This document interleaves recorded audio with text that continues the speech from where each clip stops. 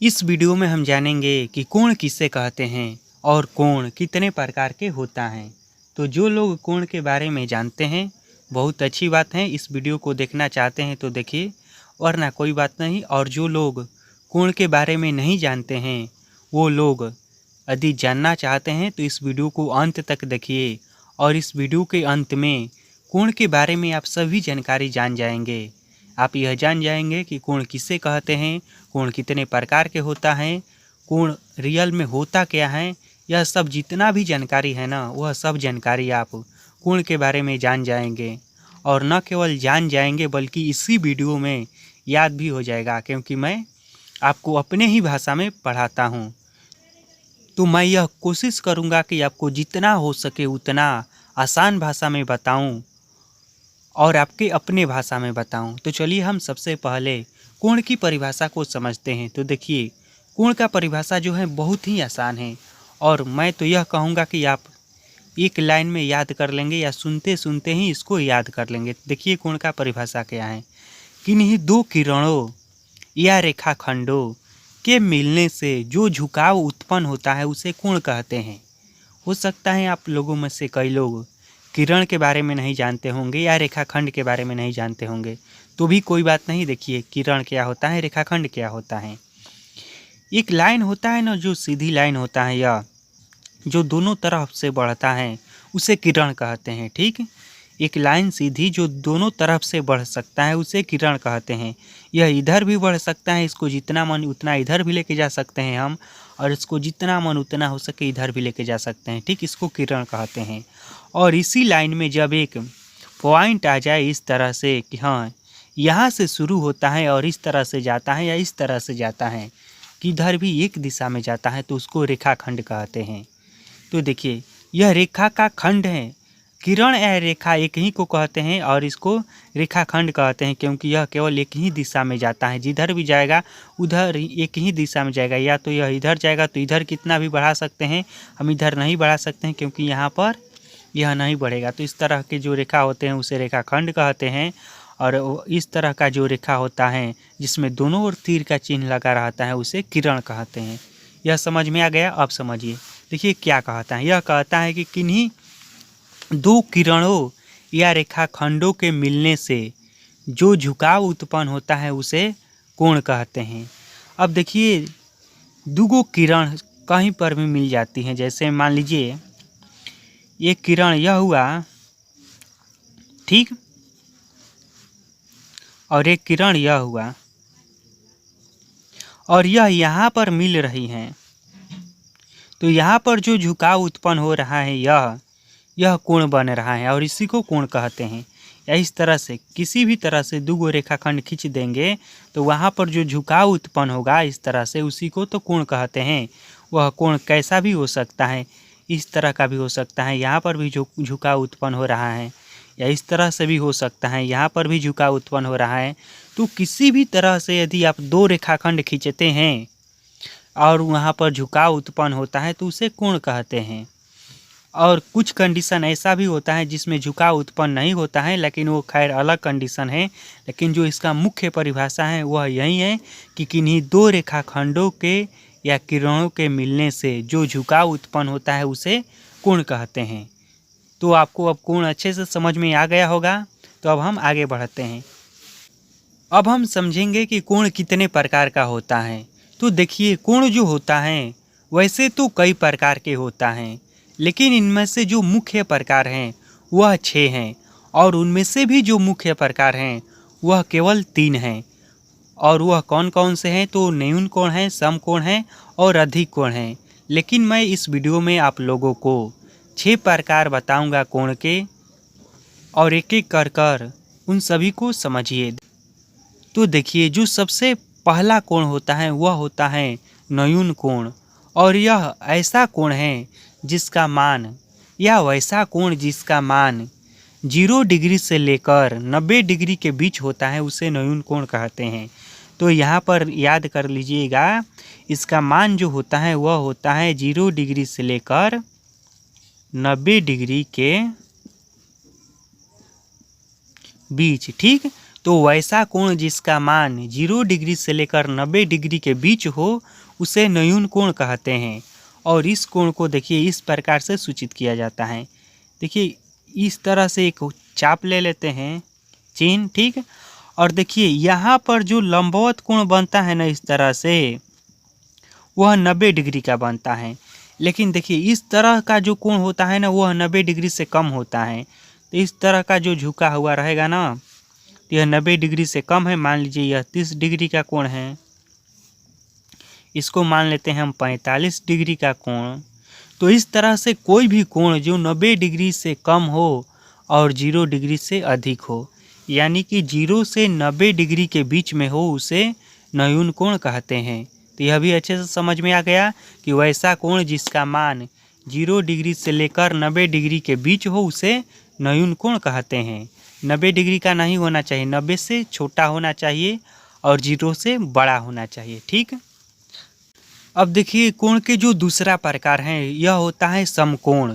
तो समझिए कि समकोण किसे कहते हैं। यह कोण में बहुत ही फेमस कोण है, बहुत ही प्रसिद्ध कोण है समकोण। तो देखिए 90 डिग्री के कोण को समकोण कहते हैं। जिस कोण का मान 90 डिग्री होता है ना उसे समकोण कहते हैं।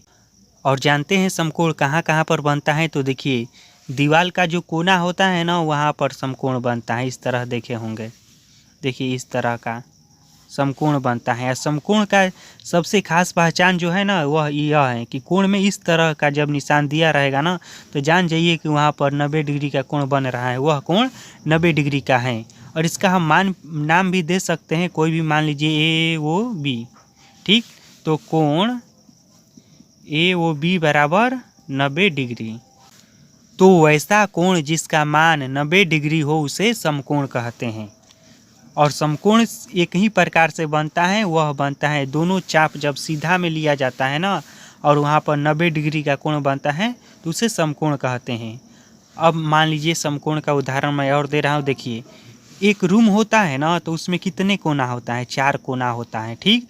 तो चारों कोना वहाँ पर देखे होंगे तो इस तरह का सीधा सीधा दीवार रहता है ना, तो दीवार और फर्श, यह जमीन और दीवार जब एक साथ मिलता है तो जहाँ पर यहाँ पर झुकाव उत्पन्न होता है ना तो वहाँ पर 90 डिग्री का कोण बनता है, ठीक। तो यह भी अच्छे से समझ में आ गया कि समकोण किससे कहते हैं। तो वैसा कोण या फिर 90 डिग्री के कोण को समकोण कहते हैं, या जिस कोण का मान 90 डिग्री हो उसे समकोण कहते हैं। तीसरे नंबर पर आता है अधिक कोण। तो अधिक कोण जो होता है यह होता है 90 डिग्री से अधिक और 180 डिग्री से कम। जी हाँ, वैसा कोण जिसका मान 90 डिग्री से अधिक हो और 180 डिग्री से कम हो उसे अधिक कोण कहते हैं। तो देखिए अधिक कोण कैसे बनता है, यहाँ पर समझिए। यह एक सीध हो गया, ठीक। और यहाँ पर मैंने बताया ना कि जो रेखा सीधे सीधे जाती है इस तरह से, तो यहाँ पर 90 डिग्री का कोण बनता है इस तरह से। लंबवत जब रेखा इस पर गिरती है तो बिना झुके हुए, ठीक। तो यहाँ पर 90 डिग्री का कोण बन गया। और एक बात यहाँ पर समझ लीजिए, यहाँ से जो सीधी लाइन होती है ना, तो यदि कोई पूछे आपसे कि सीधी लाइन पर कितने डिग्री का कोण बनता है एक तरफ, तो एक तरफ जो कोण बनता है वह बनता है 180 डिग्री का। यानी कहने का मतलब यह हुआ कि देखिए यहाँ से लेकर यहाँ तक जो कोण बना है इसका यदि कोई वैल्यू पूछे तो वह होता है 180 डिग्री, ठीक। तो यही इसमें कह रहा है अधिक डिग्री कोण में कि 90 डिग्री से अधिक होना चाहिए और 180 डिग्री से कम, यानी कि इससे और इसके बीच में जो कोण बनता है उसे अधिक कोण कहते हैं। और इसके और इसके बीच में जो कोण बनता था उसे न्यून कोण कहते थे, क्योंकि 0 से अधिक था और 90 से छोटा था, और यहाँ पर 180 से छोटा है और 90 से बड़ा है तो अधिक कोण, ठीक। समझ में आ गया। और इस प्रकार के कोण देखिए इस तरह से बनता है, इस तरह से झुका हुआ आएगा और इस तरह से हो जाएगा यह कोण। मान लीजिए 135 डिग्री का कोण है, तो इस प्रकार के कोण को क्या कहते हैं, अधिक कोण कहते हैं। देखिए अब आता है सरल कोण या रिजु कोण। तो वैसा कोण जिसका मान 180 डिग्री हो उसे सरल कोण या रिजु कोण कहते हैं। तो अच्छे से याद रखिएगा कि 180 डिग्री के कोण को ऋजु कोण कहते हैं या सरल कोण कहते हैं। तो मैंने अभी कुछ ही मिनट पहले बताया ना कि एक सीधी रेखा में जो कोण बनता है एक लाइन पर यहाँ से ही यहाँ तक का जो कोण बनता है उसका मान होता है 180 डिग्री। ठीक, तो एक सीधी रेखा के एक तरफ जो कोण बनता है वह बनता है 180 डिग्री का कोण। ठीक, और उस कोण को क्या कहते हैं? सरल कोण कहते हैं या ऋजु कोण कहते हैं। सरल कोण इसलिए कहते हैं क्योंकि एक सरल रेखा पर बनता है यह कोण। अब 5वां नंबर पर जो कोण आता है वह आता है बृहद कोण। तो वैसा कोण जिसका मान 180 डिग्री से अधिक हो तथा 360 डिग्री से कम हो उसे बृहद कोण कहते हैं। देखिए इस तरह से बृहद कोण बनता है। यह जो लाइन बनता है ना 180 डिग्री का कोण यह बनता है। ठीक, देखिए जब यहाँ से चाप खींचा जाता है इस तरह से यहाँ पर आता है तो 180 डिग्री का कोण बनता है। लेकिन जब इसको पूरा कर दिया जाता है, गोल बन जाता है, फिर यहाँ पर आता है तो यह जो पूरा होता है ना यहाँ से लेकर यहाँ तक का कोण यह होता है 360 डिग्री का कोण। ठीक, तो यह ऐसा कोण कह रहा है जिसका मान 180 डिग्री से बेसी हो, यानी कि इससे बेसी हो। यहाँ पर 180 डिग्री बन रहा है, इससे बेसी हो और इससे कम हो। देखिए यहाँ पर जब पूरा चाप हो जा रहा है तो यहाँ पर बन जा रहा है 360 डिग्री। तो यह कोण जब भी बनेगा वह नीचे मुँही बनेगा, यानी कि यहाँ से लेकर इस चिन्ह से नीचे बनेगा। यानी कि इस कोण को यदि बनाना होगा बृहद कोण को तो इस तरह से हम बनाएंगे, इस तरह से खींचेंगे चिन्ह और उसको हम इस तरह से झुका देंगे और यहाँ से लेकर यहाँ तक जो कोण बनेगा यह बृहद कोण होगा। मान लीजिए इसका मान हो जाएगा 200 डिग्री।